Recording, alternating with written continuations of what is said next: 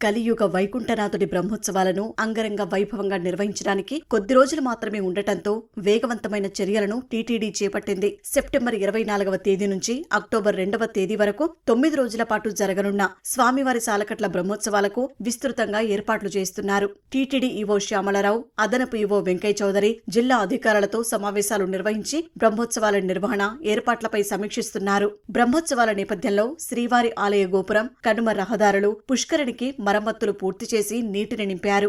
మాడవీధుల ఆధునికీకరణ పనులు వేగవంతం చేశారు. ఆలయ గోపురం, తిరుమల పరిసరాల ప్రాంతాల్లో దీపాలంకరణల పనులు చేపట్టారు. వాహన సేవలను దర్శించుకోవడానికి భక్తులకు ఇబ్బందులు లేకుండా గ్యాలరీలు ఏర్పాటు చేస్తున్నారు. పరిశుభ్రత, పారిశుద్ధ్యంపై ప్రత్యేక దృష్టి సారించారు. మాడవీధుల్లో ప్రతి గ్యాలరీలో మరుగుదొడ్లు, ఆలయం చుట్టుపక్కల జర్మన్ షెడ్లు ఏర్పాటు చేస్తున్నారు. బ్రహ్మోత్సవాల తొలి రోజు సీఎం చంద్రబాబు స్వామివారికి పట్టు వస్త్రాలు సమర్పించనున్నారు. ఈ నేపథ్యంలో టీటీడీ నూతనంగా భక్తుల సౌకర్యార్థం నిర్మించిన వెంకటాద్రి నిలయాన్ని ప్రారంభించనున్నారు.